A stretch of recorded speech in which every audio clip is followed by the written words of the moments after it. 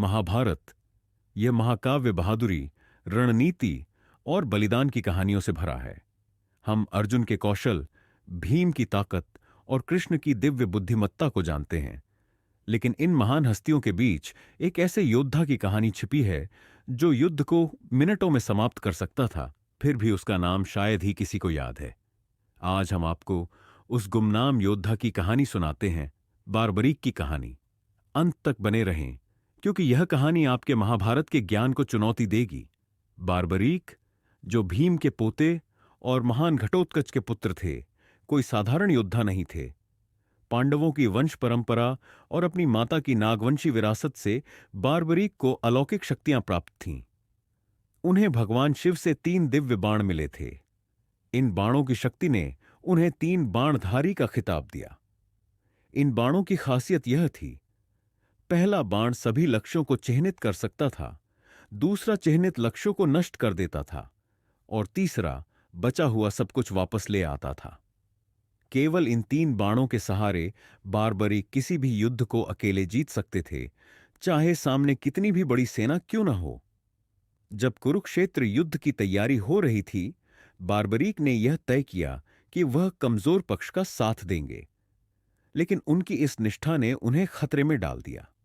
भगवान कृष्ण, जो हमेशा रणनीतिकार थे, बारबरीक से मिलने पहुंचे। उन्होंने पूछा, तुम इस युद्ध में किसका साथ दोगे? बारबरीक का जवाब चौंकाने वाला था। उन्होंने कहा, मैं कमजोर पक्ष का साथ दूंगा। यदि कौरव कमजोर होंगे तो मैं उनके साथ खड़ा हो जाऊंगा, यदि पांडव कमजोर होंगे तो मैं उनका साथ दूंगा। बारबरीक की इस निष्ठा ने युद्ध के संतुलन को खतरे में डाल दिया। कृष्ण ने उनकी शक्ति की परीक्षा लेने का निश्चय किया। उन्होंने बारबरीक को अपने 3 बाणों की शक्ति दिखाने को कहा। बारबरीक ने एक बाण से पेड़ के सभी पत्तों को चिह्नित कर दिया, यहां तक कि कृष्ण के पैर के नीचे छिपे पत्ते को भी। ये देख कृष्ण ने कहा, तुम्हारी शक्ति और सिद्धांत इस युद्ध को अनंत बना देंगे। तब कृष्ण ने बारबरीक से एक असाधारण बलिदान मांगा, उनका अपना सिर। बारबरीक ने बिना हिचकिचाए यह मांग स्वीकार कर ली। उन्होंने स्वयं अपना सिर काटकर कृष्ण को समर्पित कर दिया। लेकिन उनकी कहानी यहां खत्म नहीं हुई।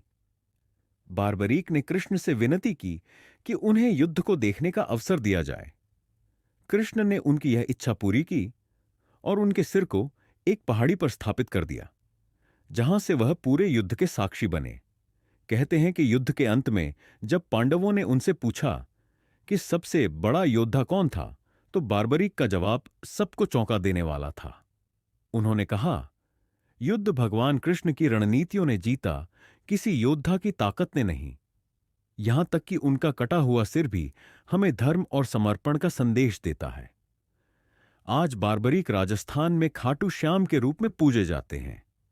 उन्हें भगवान का दर्जा दिया गया है और उनके मंदिर में लाखों भक्त आते हैं। उनकी कहानी हमें यह सिखाती है कि सच्ची शक्ति सिर्फ शक्ति में नहीं, बल्कि विनम्रता और धर्म के प्रति समर्पण में होती है। बारबरीक की कहानी हमें यह सिखाती है कि सबसे बड़ी शक्ति भी धर्म के लिए झुकनी पड़ती है। उनका बलिदान महाभारत में धर्म की जीत सुनिश्चित करने के लिए था।